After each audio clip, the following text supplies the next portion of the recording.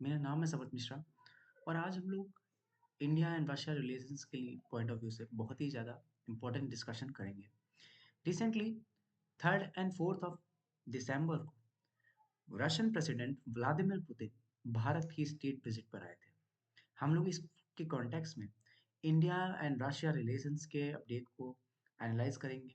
साथ ही साथ इसमें हुई हर एक क्रूशियल डेवलपमेंट पर डिस्कशन करेंगे। ये topic UPSC GS paper 3 international relations के पॉइंट ऑफ व्यू से एक बहुत ही क्रूशियल टॉपिक है। बस before starting the video, I have a very gentle reminder for you. That reminder is that if you like our videos, if you really like our information, then please subscribe, like, and share this channel. Right? It will be create a huge motivation for us to make such videos more. Now, let's not waste any time. Now begin the discussion, whatever you will have. India-Russia relations. Recently, 3 और 4 दिसंबर को Putin India की state visit पर थे। India and Russia ने यहाँ पे बहुत सारी मेजर कॉपरेशन डील साइन करी, बहुत ज़्यादा MOU memorandum of understanding sign करे। उस चीज़ को आप किस तरीके से आप इसको एक्यूमुलेट करेंगे अपने आंसर्स में, इसकी बात भी मैं आपसे डिस्कस करूंगा। Now let's begin. बात कर लेते हैं हम लोग हिस्टोरिकल एस्पेक्ट्स की। क्या हिस्टोरिकल एस्पेक्ट्स रहा है? हालांकि इंडिया एंड रशिया रिलेशंस बहुत ही ज़्यादा पुराने रिलेशन है, ऑलमोस्ट इंडिया जैसे ही इंडिपेंडेंट हुआ, बट हम लोग अपने रेलेवेंट के हिसाब से बात करेंगे। रेलेवेंसी मैं आपको बता दूं, पुतिन जिस ईयर में भारत के भारत के स्टेट विजिट पर आए थे, जिस समय प्रेसिडेंट पुतिन ने रशिया की कमान संभाली, सन 2000 में पहली बार पुतिन ने भारत की स्टेट विजिट करी थी। और उस समय प्रेसिडेंट पुतिन ने भारत के साथ एक बहुत ही क्रूशियल एग्रीमेंट साइन किया था। उस क्रूशियल एग्रीमेंट को हम लोग strategic partnership between the India and Russia, और उस समय ये बातें डिक्लेयर करी गई, ये ऐसी सहमति बनाई गई कि देखो, अब इंडिया एंड रशिया के बीच में हर ईयर एक एनुअल समिट हम लोग कराएंगे। एक साल पुतिन भारत आएंगे, दूसरे ईयर पीएम जो भी इंडिया का पीएम होगा वो रशिया जाएगा, और ये सिलसिला पूरे के पूरे 25 ईयर्स तक चलता रहा। हालांकि इसमें एक चेंजेस आए क्योंकि because starting of the Ukraine war, but to be the extent as far as हमारी जो कमिटमेंट्स थी इस डील पे, हमारी स्ट्रेटेजिक पार्टनरशिप उससे बहुत ही ज़्यादा थी। सन 2000 से ये चला।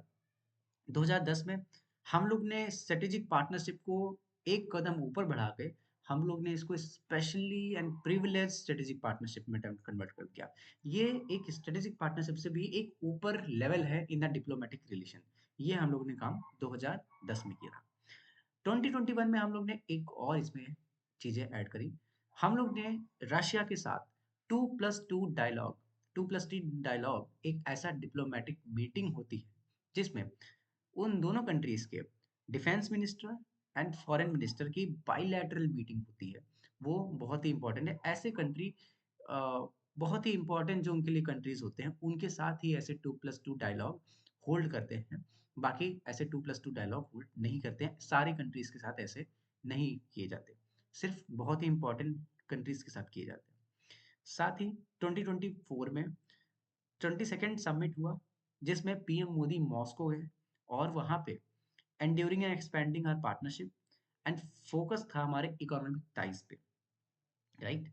अब प्रेजेंट में 2025 it is a silver jubilee anniversary of our strategic partnership. हमारी जो स्ट्रेटेजिक पार्टनरशिप जिस हमने सन 2000 में साइन करी थी, आज उसके 25 ईयर्स कंप्लीट हो गए हैं।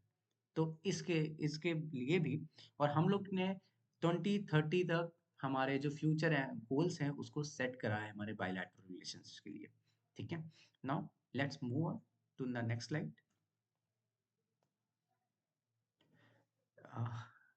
आज हम लोग हाईलाइट समझेंगे। पुतिन विजिट जो 2025 में हुई, इसकी कुछ की हाईलाइट को हम लोग समझेंगे। की हाईलाइट क्या है? ये 23rd एनुअल समिट है। अब लोगों के दिमाग में एक पॉइंट जरूर आना चाहिए। अभी मैंने कहा 25 ईयर्स हो गए, तो 25 एनुअल समिट होने चाहिए। ये 23rd क्यों है? 2 साल कहाँ गए? मैंने आपको बताया यूक्रेन वॉर 2022 में, यूक्रेन वॉर स्टार्ट होने के बाद पुतिन ने किसी भी कंट्री को विजिट नहीं, due to their security reasons. इस वजह से 23rd एनुअल समिट हुआ है। State visit held on December 4 to 5 in New Delhi. Leader affirmed the special and privileged strategic partnership as an anchor of global peace and stability. 25 anniversary थी। साथ ही साथ हम लोग ने प्रोग्राम 23 एडॉप्शन हुआ। अब ये प्रोग्राम क्या है? ये प्रोग्राम हमारा हम लोग ने अपना एक गोल सेट कर रखा है जिसे हम लोग programme for the development of the strategic areas of India and Russia economic cooperation in till 2030। 2030 तक रशिया और भारत की जो इकोनॉमिक कोऑपरेशन है उसको किस तरीके से आगे बढ़ाना है उसको हम लोग ने प्रोग्राम 2030 को अडॉप्ट करा। साथ ही साथ हमारे कुछ बायलैटरल ट्रेड के एम्बिशन हैं, हमें एम्बिशन गोल्स हैं। वो एम्बिशन ये है, मैं आपको बता दूं, प्रेजेंस में जो भारत और रूस के बीच में, रशिया के बीच में जो बायलैटरल ट्रेड होता है, उस ट्रेड में अभी की जो डिटेल्स है, ऑलमोस्ट 67 बिलियन यूएस डॉलर का हम लोग ट्रेड करते हैं और उसमें भारत को व्यापारिक घाटा होता है। यानी कि हम लोग को ट्रेड डेफिसिट में रहता है भारत और रशिया ट्रेड सरप्लस में रहता है। ये गैप इतना बड़ा है जिस वजह से ये हमारे बायलैटरल रिलेशंस के लिए एक चैलेंज आता है, क्योंकि किसी भी कंट्री के साथ इतना ट्रेड डेफिसिट नहीं होना चाहिए। वो ट्रेड डेफिसिट इसलिए है क्योंकि हम लोग रशिया से एनर्जी इंपोर्ट करते हैं, हम लोग क्रूड ऑयल इंपोर्ट करते हैं। इस वजह से हम लोग की ये एग्रीमेंट है कि हम लोग को 2030 तक ये जो 67 बिलियन डॉलर्स का टोटल बायलैटरल ट्रेड है, इसको 100 बिलियन डॉलर ट्रेड तक पहुंचाना है। साथ ही साथ इस ट्रेड में जो इंडिया का ट्रेड इम्बैलेंस है, जो जो इंडिया के अगेंस्ट में ट्रेड इम्बैलेंस है, उसको कहीं ना कहीं बैलेंस करने की कोशिश करी जाएगी। एटलीस्ट जो हमारा ट्रेड डेफिसिट है दोनों कंट्रीज के बीच में, उस ट्रेड गैप है जो दोनों कंट्रीज के बीच में, इसको कम करने की कोशिश करी जाएगी। यानी कि इंडिया अपने रशिया को एक्सपोर्ट्स बढ़ा सके। साथ ही साथ इसमें पेमेंट सिस्टम्स की हम लोग बात करेंगे। पेमेंट सिस्टम किस तरीके से है, इंडिया ने न्यू काउंसलेट्स खोली हैं, उस पर भी बात करेंगे। एंड इससे विजन क्या है इंडिया और रशिया का? ग्लोबल में मल्टीपोलैरिटी है, यानी कि हम लोग एक यूनिपोलर वर्ल्ड नहीं चाहते। Multipolarity is the good for the world, right? Now here we move for the next slides. Now what are the agreements and MOUs signed? सबसे पहले 16 की एग्रीमेंट साइन हुए हैं हमारे स्ट्रेटेजिक सेक्टर्स में। इस विजिट में हम लोग ने प्रोग्राम 2030, मैंने वो आपको बताया, इकोनॉमिक सेक्टर में हम लोग ने प्रोग्राम 2030 तक बढ़ाया जिसमें हम लोग अपने बायलैटरल ट्रेड को भी बढ़ाएंगे 100 बिलियन डॉलर्स, मैंने आपको बता चुका हूँ। Migration and mobility. Migration, Russia के पास एक बहुत ही कम पॉपुलेशन है, ऑलमोस्ट 10 करोड़ की पॉपुलेशन है और रशिया इतना बड़ा कंट्री है। इस वजह से रशिया को labour and man power shortage है। इस वजह से जो इंडियन यूथ, स्किल्ड यूथ है, उसको रशिया में जाकर के उसको काम कर सके, इस तरीके के इस तरीके का एक फ्रेमवर्क बनाया जाएगा। MOU on mutual recognition of professional qualification. Russia में हुई डिग्रीज की प्रोफेशनल क्वालिफिकेशन इंडिया एक्सेप्ट करे और इंडिया में प्रोफेशनल डिग्रीज की प्रोफेशनल क्वालिफिकेशन को रशिया एक्सेप्ट करे। ऐसे एग्रीमेंट साइन किए जाते हैं, इसके ऊपर अंडरस्टैंडिंग साइन करी गई है। कनेक्टिविटी एंड मैरीटाइम, अभी हम लोग बात करेंगे आगे किस तरीके से जो इंडिया एंड रशिया के बीच का जो मैरीटाइम ट्रेड रूट है वो किस तरीके से डिफाइंड है, किस तरीके से होता है, इसकी बात हम लोग डिस्कशन करेंगे। एनर्जी एंड फर्टिलाइजर्स पे हम लोग ने एमओयू साइन किए हैं कि हम लोग अपने फर्टिलाइजर्स, जो हम लोग रशिया से फर्टिलाइजर्स इंपोर्ट करते हैं, उसको हम लोग देखेंगे और साथ ही साथ हम लोग फर्टिलाइजर्स को भारत में ही बना सके, जॉइंट वेंचरिंग कर सके, रशियन कंपनीज भारत में ही बनाया के, ऐसे हम लोग मेमोरेंडम ऑफ अंडरस्टैंडिंग साइन करे हुए हैं।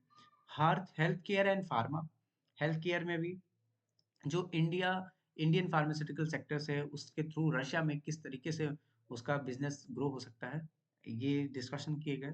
साथ ही साथ educational programme and cultural exchange की बात करी जाए एंड ट्रेड फैसिलिटेशन की बात करी जाए। नाउ अब कुछ मैंने आपको बता देता हूँ। मैंने आपको अभी बताया भारत और रशिया के बीच का ये जो ट्रेड है उसका आप ग्राफ देख लीजिए। हम लोग का 2020 के आसपास हम लोग का ये ट्रेड टोटल 10 बिलियन डॉलर्स का था। अब लोग सोचेंगे कि यार 4-5 साल पहले सिर्फ 10 बिलियन डॉलर, ये ऐसा इसलिए था क्योंकि इंडिया यूक्रेन वॉर स्टार्ट होने से पहले रशिया से ऑयल खरीदता ही नहीं था। इंडिया ने रशिया से ऑयल परचेज करना स्टार्ट करा आफ्टर द यूक्रेन वॉर, क्योंकि यूक्रेन वॉर होने के बाद रशिया का तेल कहीं बिका नहीं, सारे सन कंट्री ने लेने से मना कर दिया। इस वजह से उसके जो ऑयल प्राइसेस थे वो बहुत ही कम हो गए, डिस्काउंट होने लगा। इस वजह से इंडिया ने उनसे ऑयल लेना स्टार्ट कर दिया रशिया से। और ये देखिए, इंडिया एंड रशिया का बायलैटरल ट्रेड बढ़ता गया। हालांकि इसमें इंडिया का कोई फायदा नहीं हुआ है, इंडिया का सिर्फ इम्पोर्ट किया है रशिया से ऑयल एनर्जी।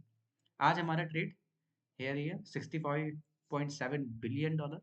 साथ ही साथ हम लोग इस ट्रेजेक्टरी को और बढ़ा सकते हैं, 68 है प्रेजेंट में। हम लोग इसे 100 बिलियन डॉलर का हमारा टारगेट है, राइट। तो हमारे ये मैकेनिज्म है। Let me move to the next slide. अब बात कर लेते हैं ईच इस सेक्टर को, जरा सा हम लोग कोर में बात कर लेते हैं। सबसे पहले इंडिया एंड रशिया के बीच की जो एनर्जी सेक्टर में कॉपरेशन है, उस एनर्जी सेक्टर की कॉपरेशन को हम लोग समझेंगे। एक स्ट्रेटेजिक पिलर है। हम लोग सबसे पहला पॉइंट हमारा ये है, अनइंटरप्टेड ऑयल सप्लाईज।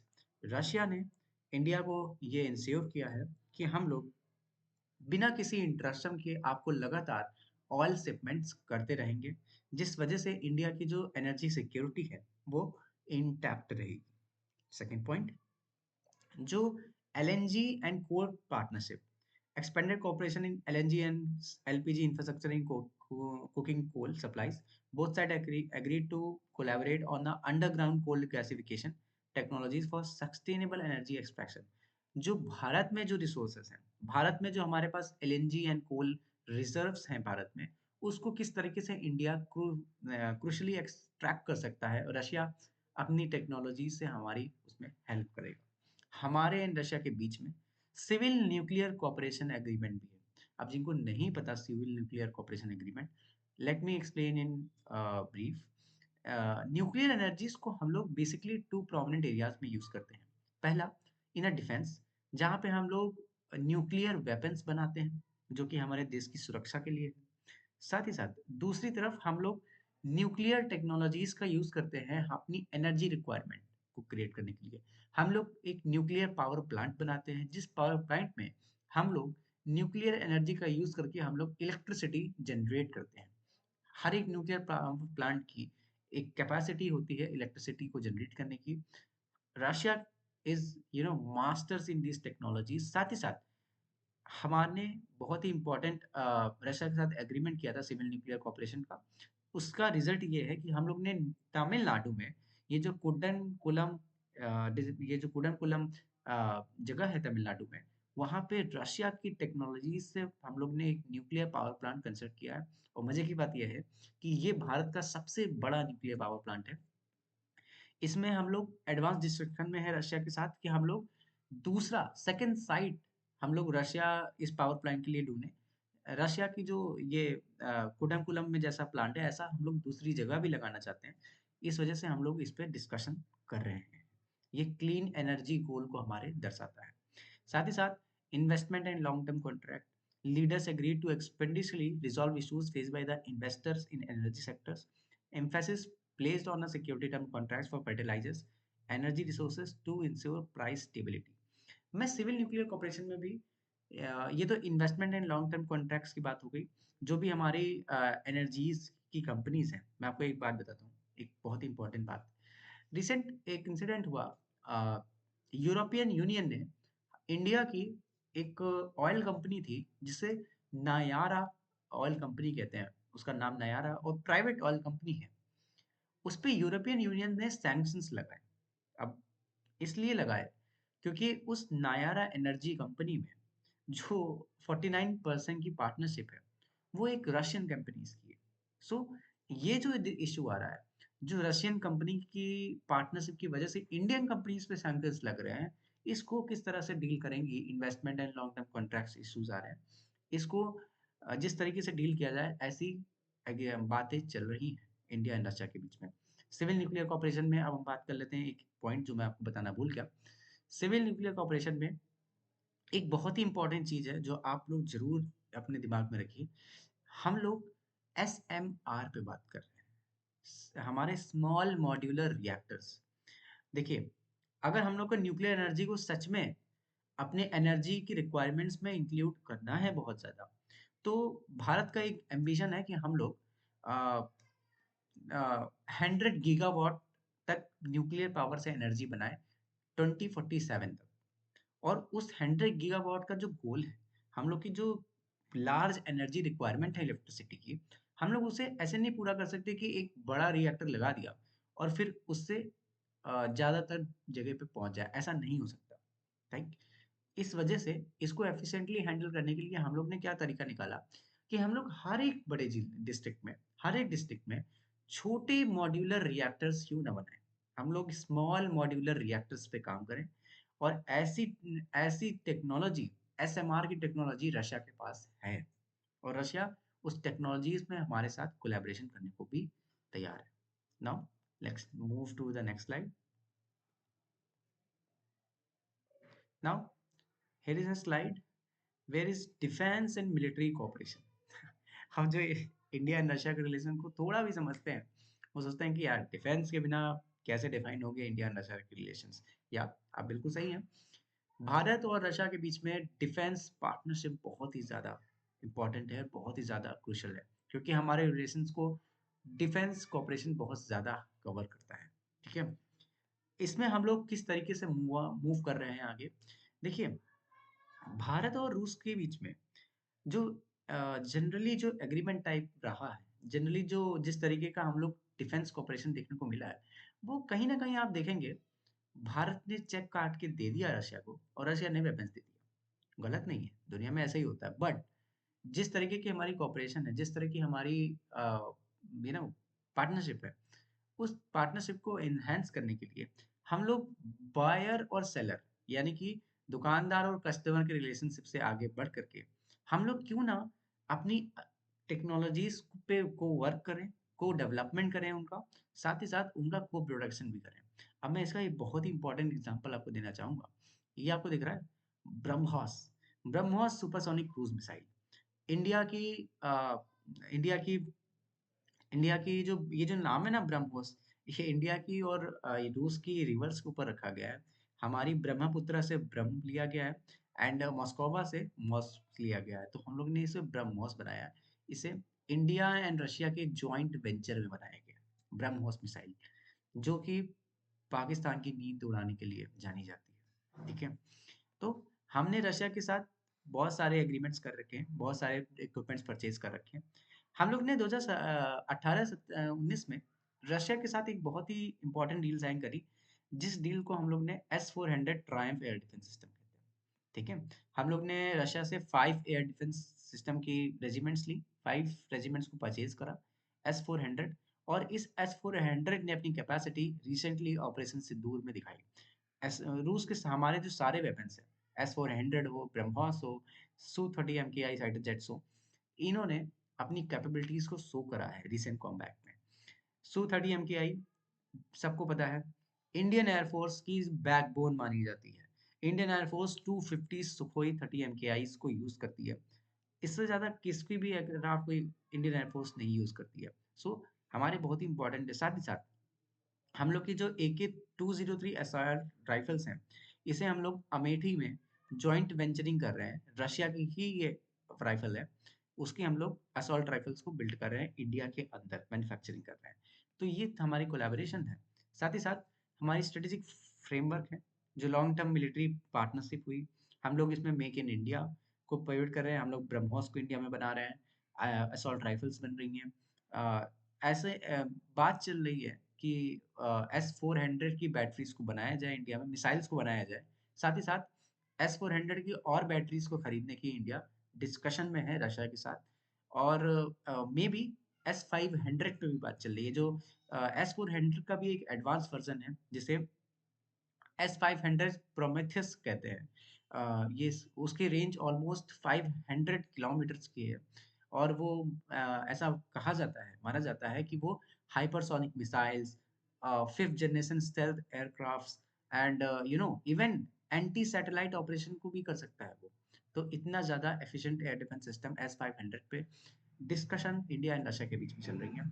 साथ ही साथ इंडिया एंड रशिया का जो फिफ्थ जनरेशन फाइटर जेट है, जिसे सुखोई 57 फेलिन कहते हैं, उस पे भी डिस्कशन हो रहा है। हालांकि it's up to the Indian Air Force कि वो उसको आगे परस्यू करना चाहती है कि नहीं करती।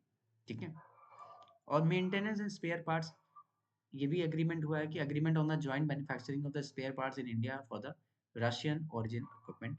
जो हमारे पास इतने सारे इक्विपमेंट्स हैं रशिया के, उसके जो स्पेयर पार्ट्स हैं हम लोग को बार बार रशिया से इंपोर्ट करने पड़ते हैं, उनको ना करना पड़े, उनकी जो मैन्युफैक्चरिंग है वो इंडिया में ही हो जाए, इसके लिए भी हम लोग ने कॉपरेशन साइन की है, कॉपरेशन डील साइन करी है। जॉइंट एक्सरसाइज बहुत इंपॉर्टेंट है, प्रीलिम्स में इसका क्वेश्चन डायरेक्ट पूछा जा सकता है। भारत एंड रशिया के बीच की जो मिलिट्री एक्सरसाइज है उसका नाम इंदिरा एक्सरसाइज है। ये एक ट्राई सर्विस एक्सरसाइज है जिसमें इंडिया की army navy air force and Russia की आर्मी नेवी एयरफोर्स तीनों सेनाएं कोलैबोरेट करती हैं और आपस में मिलिट्री ड्रिल्स करी जाती हैं। Right now move to the next slide. Connectivity and transport corridors, Beijing. अब ये बहुत ही इंपॉर्टेंट है, बात करिए। मैंने आपको बताया था कि मैं आपसे डिस्कशन करूंगा कि रशिया और भारत के बीच का जो ट्रेड होता है, अब मैंने आपको बताया इतने बिलियन डॉलर्स का ट्रेड है। भाई ट्रेड होता कैसे है, ट्रेड का रास्ता क्या है? तो trade through the maritime water route से होता है, और इंडिया एंड रशिया के बीच में दो मेजर ऐसे ट्रेड रूट है। आइए समझ लेते हैं। Here is a map, please let me have your core focus on it. Right, ये जो आपको दिख रहा है भारत का चेन्नई, चेन्नई से रशिया के फार ईस्टर्न रीजन में रशिया का एक बहुत ही इंपॉर्टेंट सिटी है जिसे हम लोग व्लादिवोस्तोक कहते हैं। ये रशिया के फार ईस्टर्न एंड पे मौजूद है, और ये व्लादिवोस्तोक रशिया के कुछ चुनिंदा हॉट वाटर पोर्ट में है। ठीक है, और क्योंकि रशिया का जो ऊपर वाला पार्ट है इसमें ऑलमोस्ट जितने भी फ्रोजन पोर्ट्स हैं उसमें ज़्यादातर समय तक बर्फ ही जमी रहती है। बट ये जो हॉट वाटर व्लादिवोस्तोक है, ये बहुत ही इंपॉर्टेंट सिटी है रशिया का। व्लादिवोस्तोक एंड चेन्नई कॉरिडोर है। ये चेन्नई में यहाँ से शिप्स निकल करके मलाका स्ट्रेट, ये मलाका स्ट्रेट से हो करके यहाँ पे फिलीपींस के आगे साउथ चाइना सी में एंटर हो करके साउथ चाइना सी से थोड़ा सी ऑफ जापान से सीधा रशिया पहुंच जाते हैं। हालांकि वो ये शॉर्टर रूट भी है, ऑलमोस्ट 23 डेज लगते हैं। इधर पढ़ लीजिए, Chennai Vladivostok Maritime Corridor, direct shipping route linking India East Coast with the Russia Far East, strategic core for the coal, oil, diamond trade, MOU signed the operational rise। ये root already operational है। अब दूसरा root समझ लेते हैं। दूसरा root क्या है? हम लोग मुंबई से, ये हमारा मुंबई है, हम लोग के वेस्टर्न एंड से हम लोग मुंबई के थ्रू जाते हैं रेड अरेबियन सी के रेड सी में। ये है बंदर अब्बास। बंदर अब्बास ईरान में, हम लोग के साथ ईरान की भी डील है। ईरान के अंदर हम लोग यहाँ पे चाबहार बना रहे हैं, और चाबहार के बगल में है ये बंदर अब्बास। चाहे तो हम लोग चाबहार से भेज सकते हैं या फिर चाहे तो हम लोग बंदर अब्बास से भेज सकते हैं। बंदर अब्बास हालांकि हमने डेवलप नहीं करा, बट चाबहार को हम लोग ने खुद डेवलप करा है। राइट, तो बंदर अब्बास से सीधा तेहरान, तेहरान से फिर ये Caspian Sea, Tehran is the capital of Iran. Caspian Sea से होते हुए सीधा अस्तरखान से होते हुए सीधा मॉस्को, सीधा। तो ये जो है, इस रूट को हम लोग international north south trade corridor कहते हैं। नॉर्थ साउथ इसलिए कहते हैं, रशिया पूरा नॉर्थ में, हमारा इंडिया साउथ में। इसको जो कॉरिडोर है इसमें ईरान भी लिंक होता है, बाकू, यहाँ पे सॉरी यहाँ पे अजरबैजान कंट्री है, अजरबैजान का कैपिटल बाकू। तो इससे बाकू, इधर हम लोग सेंट्रल एशिया में जा सकते हैं, कजाकिस्तान जा सकते हैं, ताजिकिस्तान, उज़्बेकिस्तान, किर्गिस्तान, जितनी भी सेंट्रल एशियन कंट्रीज़ हैं, हम लोग उनको रीच कर सकते हैं, रशिया को रीच सकते हैं, और फिर रशिया से ईस्टर्न यूरोप जा सकते हैं। तो कहने का मतलब ये है कि हमारा जो ट्रेड रूट है, इंटरनेशनल नॉर्थ साउथ कॉरिडोर बता दिया मैंने आपको, चेन्नई व्लादिवोस्तोक कॉरिडोर, फिर नॉर्थ सी रूट। नॉर्थ सी रूट की भी बात कर लें, हम लोग जनरली पहले क्या होता था जब ये दोनों कॉरिडोर हमारे पास नहीं थे, तो कन्वेंशन जो रूट होता था वो मुंबई से निकलता था। मुंबई से फिर यहाँ पे रेड सी, रेड सी से पार होकर के यहाँ पे सुइज कैनाल, सुइज कैनाल से पास होकर के मेडिटेरियन सी, मेडिटेरियन सी से फिर ये यूरोप जाता था, एंड यूरोप के बाद ये यूएस जाता था। इतना लंबा रूट, और रशिया जाता था तो यहाँ से trade off Gibraltar, Gibraltar state से क्रॉस होकर के घूम करके रशिया पहुंचता था। अब बात समझ में आई क्या दिक्कत थी? तो ये प्रॉब्लम थी। इसको सॉर्ट करने के लिए हमारे पास ये दो हमारे ट्रेड रूट साइन करेंगे। MOU signed on the trading of specialty and ship operation in polar waters। या ये बहुत ही इंपॉर्टेंट है जिसको आप बिल्कुल भी आप नेग्लेक्ट नहीं कर सकते। ये हमारे भारत और रशिया के बीच में मेमोरेंडम ऑफ अंडरस्टैंडिंग साइन हुई है training of specialist for ship operation in polar waters, signalling deeper Indian involvement in Arctic region. ये जो आप देख रहे हैं, नॉर्थ साउथ नॉर्दर्न सी रूट इसे कहते हैं, ये आर्कटिक रीजन है। आर्कटिक रीजन है, इसे आर्कटिक ओशन कहते हैं। इस आर्कटिक ओशन में जो इंडिया की प्रेजेंस है, उसको किस तरीके से रशिया सपोर्ट करेगा। और रशिया आप जानते हैं, पूरा का पूरा आर्कटिक ओशन रशिया के कोस्ट पे ही बसा हुआ है। इस वजह से रशिया किस तरीके से हेल्प कर सकता है भारत की आर्कटिक में प्रेजेंस के लिए, उसके लिए मेमोरेंडम ऑफ अंडरस्टैंडिंग साइन करी गई है, right. Here is we move to the next slide. Nuclear and space cooperation. Nuclear sector में मैंने आपको बताया, कोडमकुलम न्यूक्लियर पावर प्लांट का प्रोग्रेस मैं आपसे डिस्कस कर चुका हूँ। न्यू न्यूक्लियर साइट पे डिस्कशन हो रहे हैं, I already discuss with you. Vision 2047, मैंने ये भी आपको बताया था कि 2047 तक इंडिया का विजन है कि 100 गीगावाट तक हम लोग अपनी कैपेसिटी को पहुंचा सके, लोकलाइज कर सके। हमारा जो गगनयान मिशन है, हम लोग हमारी जो स्पेस कोलैबोरेशन है, इस पे मैंने डिस्कशन नहीं किया।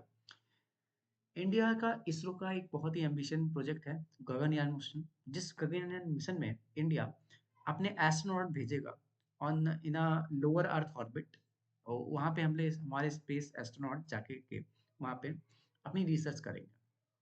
उसमें रॉसकॉस्मोस इंडिया के जो भी पायलट, जो भी एस्ट्रोनॉट जा रहे हैं, उनको ट्रेनिंग दे रहा है, उनको सूट दे रहा है, स्पेस सूट बना करके। इसमें रॉसकॉस्मोस और इसरो की कोलैबोरेशन है। हमारा जो semi semi cryogenic rocket engine है, उसको किस तरीके से फर्दर इनहेंस किया जा सकता है, उस पे हम लोग डिस्कशन करेंगे। साथ ही साथ नेविगेशन एंड एक्सप्लोरेशन, ये भी बहुत इंपॉर्टेंट टॉपिक है। रशिया का खुद का एक नेविगेशन सिस्टम है जिसे रशिया ग्लोनास कहता है, और इसरो का खुद का नेविगेशन सिस्टम है जिसे इंडिया नाविक कहता है। ठीक है, इंडिया को नाविक एंड रशिया ग्लोनास। ये वही है जिसे आप जीपीएस कहते हैं, लेकिन जीपीएस नासा का है, यूएस का है, रशिया का ग्लोनास है, इंडिया का खुद का नाविक है। तो इस नाविक और ग्लोनास को आपस में कैसे इंटर ऑपरेट किया जाए, इस पे हम लोग डिस्कशन करेंगे, जिससे हमारे स्पेस कोऑपरेशन को फर्दर एक बूस्ट मिलेगा, right. Science and technology, science and tech innovation cooperation. Critical minerals, Russia के पास इतना सारा लैंड मास है, उसमें इतने सारे रेयर अर्थ क्रिटिकल मिनरल्स हैं, उसके लिए जो टेक्नोलॉजीज इमर्ज हो रही हैं, उसमें उनकी जो भी इंपॉर्टेंस है, उसमें डीपन कोलैबोरेशन है रशिया एंड इंडिया का। डिजिटल एंड साइबर सिक्योरिटी, हम लोग एक्सपैंड कर रहे हैं अपनी कॉपरेशन डिजिटल टेक्नोलॉजीज में, हमारे इंफॉर्मेशन प्रोडक्शन में, एंड जो हमारी साइबर सिक्योरिटी थ्रेट्स हैं, उसको कैसे डील किया जा सकता है एफिशिएंटली। दोनों नेशंस आपस में बैठ करके इस पर बात करेंगे। STI road map, road map for science technology innovation and cooperation, इसको किस तरह से हम लोग बढ़ाएंगे आगे। सॉरी। एसटीआई रोड मैप, हम लोग जो इंडिया के जो ब्राइट माइंड्स हैं, इंडिया के जो नोबेल लॉरेट्स हैं, वो जाकर के रशिया में कोलैबोरेशन होगा, रशिया में जाकर के वो लेक्चर देंगे, रशिया में जाकर के हमारे जो यूथ्स हैं वो जाके वर्क करेंगे। साथ ही साथ रिसर्च, हम लोग जॉइंट रिसर्च कंडक्ट करेंगे। इस तरीके से जो रशियन कंपनीज हैं, जो रशियन लोग हैं, वो इंडिया में आकर के भी उस रिसर्च को ज्वाइन कर सकते हैं। स्टार्टअप एंड एसएमई कोलैबोरेशन, जो हमारा स्टार्टअप इकोसिस्टम है, उसमें रशिया एंड भारत एक साथ किस तरीके से अपनी कंपनीज को बढ़ा सकते हैं, अपनी कंपनी को बूस्ट दे सकते हैं, SMEs small medium scale enterprises को किस तरीके से वो सपोर्ट दे सकते हैं दोनों नेशंस, उस पर बात करेंगे। एकेडमिक मोबिलिटी, एकेडमिक मोबिलिटी, मैंने आपको बताया रशिया को इंडियन स्टूडेंट्स की ज़रूरत है। जो भी इंडियन स्टूडेंट्स रशिया में जाकर के अपनी स्टडी करना चाहते हैं, उसको एफिशिएंट वे में कर सकें, इसलिए हमारी एक एग्रीमेंट्स होंगी। इमर्जिंग टेक्नोलॉजीज, जो भी टेक्नोलॉजीज इमर्ज हो रही हैं, हम लोग गवर्नमेंट टू गवर्नमेंट वहाँ पे इंगेजमेंट करी जा सके। ठीक है। मल्टीलैटरल कोऑपरेशन, ये भी एक इम्पॉर्टेंट पॉइंट है इंडिया एंड रशिया रिलेशंस का। देखिए, ये तो बायलैटरल ट्रेड की बात हो गई, बायलैटरल एग्रीमेंट्स की बात हो गई, बायलैटरल रिलेशंस की बात हो गई। हमारे जो अच्छे रिलेशंस है, उसको हम लोग मल्टीलैटरल फोरम पे कैसे यूज कर सकते हैं। ठीक है, तो मल्टीलैटरल लेवल पे कोलैबोरेशन किस तरीके से हो सकती है। यूनाइटेड नेशंस, यूनाइटेड नेशंस में इंडिया की डिमांड है कि हम लोग को यूनाइटेड नेशन सिक्योरिटी काउंसिल का परमानेंट मेंबरशिप चाहिए। उस परमानेंट मेंबरशिप के लिए रशिया ने हमेशा रिट्रीट किया है steadfast support for India. Russia ने हमेशा इंडिया के फेवर में बिड करी है यूएनएससी में। साथ ही साथ India and Russia share values को शेयर करते हैं, जो कॉमन वैल्यूज है, जिसमें रशिया भी इस चीज का समर्थक है कि दुनिया में किसी एक की यूनिपोलैरिटी नहीं होना चाहिए, मल्टीलैटरलिज्म होना चाहिए, यूनिपोलरिज्म नहीं होना चाहिए। और second point, international respect for the international law. हालांकि क्या ही कह सकते हैं, यूक्रेन वॉर में फाड़फूड़ के रशिया ने फेंक दिया था, बट कहीं ना कहीं एक ओवरऑल एक एस्पेक्ट्स होते हैं जिस पे बात करते हैं कंट्रीज। शंघाई कोऑपरेशन ऑर्गेनाइजेशन, जो अभी रिसेंटली एससीओ का विजिट किया था पीएम मोदी ने, उस एससीओ में किस तरीके से रशिया और इंडिया आपस में काम करेंगे, उस पर बात हुई, बात बात कर सकते हैं। साथ ही साथ बहुत ही इम्पोर्टेंट है, आई थिंक इससे इम्पोर्टेंट कोई भी नहीं है ग्रुप, ब्रिक्स पार्टनरशिप। ब्रिक्स दुनिया का एक G7 का अल्टरनेटिव, जिसे Brazil, Russia, India, China, south Africa ने मिलकर बनाया है। इसमें 10 मेंबर्स और भी हैं। इसको ब्रिक्स को किस तरीके से आगे बढ़ाएं, ब्रिक्स में किस तरीके से इनकी पार्टनरशिप को इनहेंस किया जा सके। ब्रिक्स में इंडिया, रशिया, चाइना, ये कहीं ना कहीं डी डॉलराइजेशन को फ्यूल कर सकते हैं। G20 कोऑर्डिनेशन, G20 जो ग्लोबल 20 इकोनॉमीज हैं, हाई इकोनॉमीज हैं, उनका उनका एक ना कोलैबोरेशन, उनका एक ग्रुप्स, उसको किस तरीके से उसके जो एजेंडा है, उसके गोल्स हैं, उसको अलाइन किया जा सके वर्ल्ड फेवर में, इस तरीके से इस पे डिस्कशन हमारा कॉपरेशन होगा। Cultural and people to people ties, मैंने आपको बताया। एजुकेशन एक्सचेंज होगा। रशिया ने ये कमिटमेंट करी है कि almost 20,000 Indian student currently study कर रहे हैं रशिया में, और रशिया इससे ज़्यादा और स्टूडेंट मांग रहा है इंडिया से कि आप मेडिसिन इंजीनियरिंग की पढ़ाई के लिए हमारे पास अपने स्टूडेंट को भेज सकते हैं। साथ ही साथ टूरिज्म के लिए जो रशिया है, वो भारत के लिए ई वीज़ास की फैसिलिटी स्टार्ट करने की कोशिश कर रहा है। कल्चर एंड मीडिया, हमारे जो कल्चरल एक्सचेंज है, जो रशियन पीपल हैं वो भारत आएँ, भारतीय लोग रशिया जाएँ, हमारे रशिया के कल्चर को एब्ज़ॉर्ब समझें, और रशियन पीपल इंडियन कल्चर को समझें। डिप्लोमेटिक प्रेजेंस, हाँ, ये बहुत इंपॉर्टेंट टॉपिक है। इंडिया ने रशिया में अपनी 2 न्यू काउंसलेट खोली हैं, एक कज़ान में, दूसरा येक्टेरिनबर्ग में। इस इस काउंसलेट को खोलने का मतलब ये भी है क्योंकि हम लोग रशियन पीपल से एंगेजमेंट बढ़ाना चाहते हैं, ठीक है, ताकि हमारा इंडिया एंड रशिया के पीपल टू पीपल टाइज है उसको बढ़ाया जा सके, और हम लोग उन तक एक वाइडर पहुंच रखें, ठीक है। काउंटर टेररिज्म कॉपरेशन बहुत इंपॉर्टेंट चीज है। India and Russia zero tolerance policy को फॉलो करते हैं। जीरो टॉलरेंस पॉलिसी, हम लोग आतंकवाद को किसी भी मैनिफेस्टेशन में, किसी भी रूप में, किसी भी फैसिलिटेशन में कभी भी एक्सेप्ट नहीं करेंगे, जीरो टॉलरेंस रखेंगे। कोई भी रीजन हो, कभी भी टॉलरेट नहीं होंगे टेररिज्म के लिए। और अनअपोलोजेटिकली हम लोग काउंटर टेररिज्म ऑपरेशंस कंडक्ट करेंगे दुनिया में, आतंकवाद जहां भी है। भारत और रशिया मिल करके आतंकवाद को, इस जड़ों को उखाड़ने का काम करेंगे। कंडेमनेशन ऑफ अटैक्स, जो रिसेंटली इंडिया के ऊपर अटैक हुए थे, पहलगाम का अटैक हुआ, उससे पहले बहुत सारे इंडिया के ऊपर अटैक हुए हैं, पुलवामा हुआ, एंड जितने भी इंडिया पे मेजर मेजर टेररिस्ट अटैक्स हुए हैं, जब भी इंडिया के ऊपर ऐसा कोई टेररिस्ट अटैक्स है, रशिया की तरफ से कंडेमनेशन आया है। साथ ही साथ जब रशिया के ऊपर अटैक हुए, आईएसएस ने रशियन मॉल के ऊपर अटैक करे, रशिया के लोगों पे मास शूटिंग्स कंडक्ट करी, ऐसे टेरर अटैक को इंडिया ने भी फर्मली कंडेम करा है, राइट। ये जो क्रोकस सिटी मॉल था मॉस्को में, उसमें 2024 में आईसिस का टेरर अटैक हुआ था। Global framework call for the expenditures finalisation and adoption for the comprehensive convention of the international terrorism. हालांकि ये बातें सिर्फ किताबों में ही अच्छी लगती हैं, अब इंटरनेशनल लेवल से काउंटर टेररिज्म की डिस्कशन, एटलीस्ट ये उम्मीद मुझे तो नहीं। आप अपने इंडिविजुअल लेवल पे, बायलैटरल लेवल पे काउंटर टेररिज्म ऑपरेशन करें, कोई दिक्कत नहीं है। लेकिन ये वर्ड से एक्सेप्ट करना कि हाँ पूरी वर्ल्ड करेगी, नहीं, नहीं करेगी। क्योंकि जो बड़े बड़े कंट्रीज हैं जिनके पास ये पावर है, वो हमेशा अपने जियो पोलिटिकल इंटरेस्ट को टेररिज्म से ज्यादा इंपॉर्टेंस देते हैं, right. Finance and safe havens, जो हमारी फाइनेंसिंग है टेररिज्म की, राइट, हमारी जो नियो क्रिप्टो करेंसीज है, उसके थ्रू जो अनट्रेसेबल टेरर ट्रांजैक्शंस हो रहे हैं, एंड जो नारकोटिक्स है, उसका जो नारकोटिक्स के मनीज का यूज किया जाता है टेररिज्म में, उसको किस तरीके से ट्रेस किया जा सकता है, उस पे किस तरीके से फाइनेंसिंग को रोका जा सकता है, उस पे हम लोग कॉपरेशन करेंगे। जो हमारे न्यू थ्रेट्स हैं, एआई हो गया, डार्क वेब्स हो गया, क्रिप्टो फाइनेंसिंग, मैंने अभी आपको बताया, अनमैन्ड एरियल व्हीकल का थ्रेट है, उसको कैसे डील किया जा सकता है। साथ ही साथ साइबर एक्सट्रीमिज्म, हम मैं आपको बताऊं, अब जो एक्सट्रीमिज्म लोग क्या करते हैं, अब ये ऐसा नहीं रहा कि ऑफलाइन जाके अप्रोच करें किसी इंसान को और उसको टेररिस्ट ग्रुप में शामिल कराया जाए, नहीं, उसको ऑनलाइन अप्रोच करा जाता है, through the WhatsApp, through the Telegram, through the any social media site, उसके थ्रू उसको ब्रेन वॉश किया जाता है, उसके बाद उसको एक टेररिस्ट बनाया जाता है। उसको कैसे डील किया जा सकता है, हम लोग उसको समझेंगे। चैलेंजेस एंड कंसर्न क्या है? Challenges are all this simple.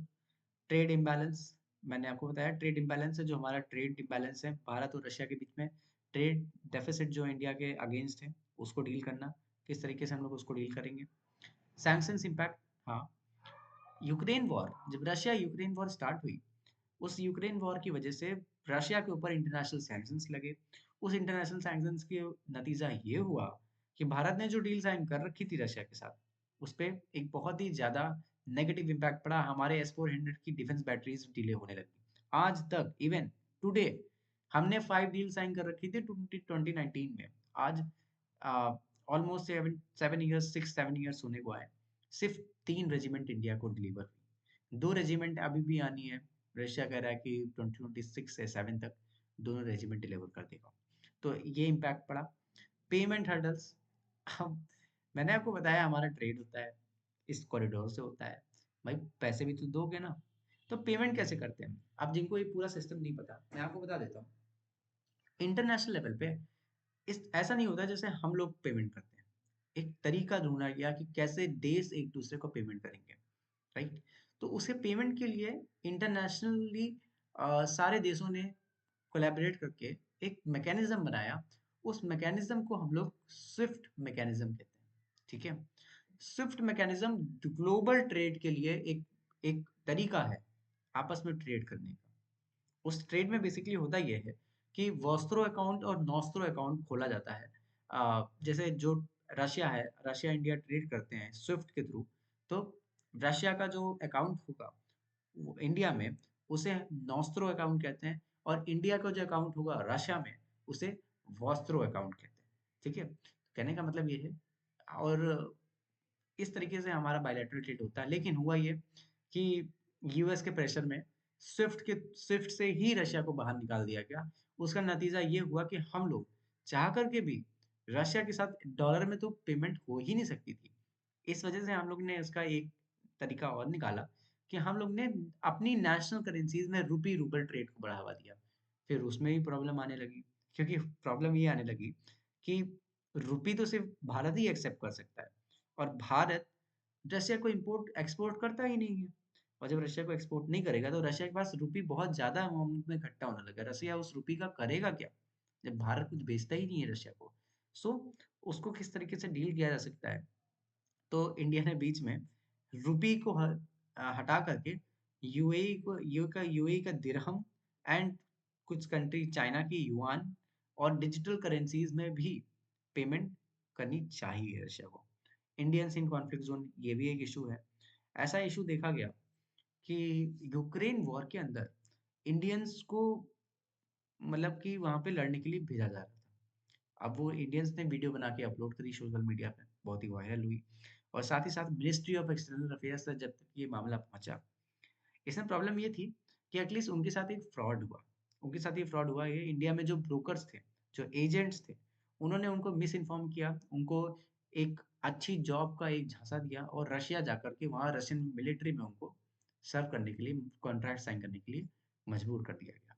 उसको कैसे डील की जाए, हमारे जो नागरिक हैं रशिया में फंसे हुए हैं, रशियन आर्मी में जो सर्व कर रहे हैं जबरदस्ती मिस गाइडेंस की वजह से, उनको कैसे वापस लाया जाए, उस पे भी इंडिया रशिया से बात कर रहा है। साथ ही साथ जियोपॉलिटिकल बैलेंसिंग के लिए बहुत ही ज़्यादा ज़रूरी है हमारी जो स्ट्रेटेजिक ऑटोनॉमी है। रिसेंटली आपने देखा ही, इंडिया यूएस रिलेशंस के बीच में क्या हुआ। हमारा जो रशिया के साथ रिलेशन है ये बहुत ही इम्पोर्टेंट एक मैसेज दे सकता है यूएस को कि ऐसा है, ये मत समझना कि हमारे पास ऑप्शंस नहीं है। We have many options. अगर आपको हमारे साथ काम नहीं करना, आपको अपनी अपनी ईगो में रहना है, तो ठीक है, कोई बात नहीं, हमारे पास हम रशिया के साथ कोलैबोरेट कर लेंगे, right. Strategic significance for India, energy security done, defence capability done, geopolitical balance done, ताकि हम लोग यूएस और रशिया के बीच में हम लोग बैलेंस कर सकें, ठीक है। हम लोग अच्छा, मैं डिफेंस का एक पॉइंट रह गया जो मैं आपको बता देता हूँ। डिफेंस में इंडिया एंड रशिया ने इस बार एक एग्रीमेंट साइन कर रखा है जो कि बहुत अपने तरीके से नया एग्रीमेंट है। वो है रेलॉस एग्रीमेंट। यानी कि RELOS stand for RELOS stand for reciprocal exchange of logistics and supplies, right. ये एग्रीमेंट साइन कर रखा है। इसमें बेसिकली होता क्या है, जो रशियन मिलिट्री है वो इंडिया का जो बेसिकली मिलिट्री इंफ्रास्ट्रक्चर है ना, इंडिया के जो एयर बेसेस है उनको अपनी लॉजिस्टिक सप्लाईज के लिए यूज कर सकती है। एंड सेम इंडियन आर्मी या फिर इंडियन मिलिट्री रशिया के जितने भी लॉजिस्टिक बेसेस हैं उनको यूज कर सकती है अपनी लॉजिस्टिक सप्लाईज के लिए। ऐसा एग्रीमेंट इंडिया ने यूएस के साथ बहुत पहले ही साइन कर रखा था। यूएस के साथ हम लोग ने सेम एग्रीमेंट को हम लोग ने बेका और लेमुआ कहा है, ठीक है। तो यूएस के साथ साइन ही किया था, हम लोग ने आज रशिया से भी साइन कर लिया। कॉन्टिनेंटल कनेक्टिविटी, मैंने बोला इंडिया एंड रशिया का जो भी कॉन्टिनेंट कनेक्टिविटी है through the international south corridor, Chennai Vladivostok corridor. Synergy, आत्मनिर्भर भारत। आत्मनिर्भर भारत, भारत का ये एक इनिशिएटिव कि हम लोग सारी चीजों को भारत में बनाएंगे, आत्मनिर्भर करेंगे। उसमें रशिया भारत के लिए टेक्नोलॉजी ट्रांसफर, जॉइंट वेंचरिंग, इस तरीके से भारत को सपोर्ट करता है, ठीक है। नाउ मैंने आपको बताया यूपीएससी रिलेवेंस एनालिसिस, हम लोग ने बायलैटरल एंड रीजनल कोऑपरेशन पे डिस्कशन किया। पॉलिसीज पॉलिसीज पे डिस्कशन करना स्टार्ट करा। हम लोग ने डी डॉलराइजेशन पे बात करी। अ, जितना भी सिक्योरिटी चैलेंजेस है, ठीक है, इंडियनाइजेशन ऑफ टेक्नोलॉजीज पे बात करी। अब मेंस के आंसर के लिए क्या एंगल है, स्ट्रेटेजिक ऑटोनॉमी, जो इंडिया जिनको नहीं पता स्ट्रेटेजिक ऑटोनॉमी क्या होता है, बहुत ही लेमन लैंग्वेज में मैं आपसे कहना चाहता हूँ। इंडिया यूएस से ये कहता है कि तुम मुझे मत बताओ कि मैं रशिया के साथ किस तरीके से रिलेशन रखूँ। सेम मैसेज अगर रशिया कभी ये बोलेगा, हालांकि रशिया कभी ऐसा नहीं कहता, लेकिन रशिया ने कभी ये बोलेगा कि आप यूएस से रिलेशन मत रखो, तो इंडिया रशिया को सेम बात कहेगा कि आप मुझे मत बताओ कि मुझे यूएस के साथ कैसे रिलेशन रखने हैं। तो कहने का मतलब ये है, इंडिया बायलैटरल ट्रेड को, बायलैटरल रिलेशंस को अपने ऊपर डिसाइड करता है, अपनी डिसीजंस पे डिसाइड करता है, ना कि किसी थर्ड कंट्री के प्रेशर में, ठीक है। Energy security, resilience, economic resilience important है, right? So the final is this. Jai Hind, thank you for the watching the video and please subscribe this channel. इस चैनल को जरूर सब्सक्राइब करिए आप। इससे मेरे लिए बहुत ही ज़्यादा मोटिवेशन होगी और मैं ऐसे वीडियोस और भी अपलोड करूँगा, ठीक है। आपको एक ओवरव्यू, अच्छा ओवरव्यू मिला होगा, आपको बहुत सारी जानकारी जानने को मिली होगी और आप अपने आंसर राइटिंग्स में इसको बहुत ही अच्छे से यूज़ कर सकते हैं। और अगर आप एक नॉन यूपीएससी एस्पिरेंट्स भी हैं, तभी भी आपको बहुत ही ज़्यादा हेल्प हुई होगी इस चीज़ को समझने के लिए, ठीक है। जय हिंद, जय भारत, भारत माता की जय।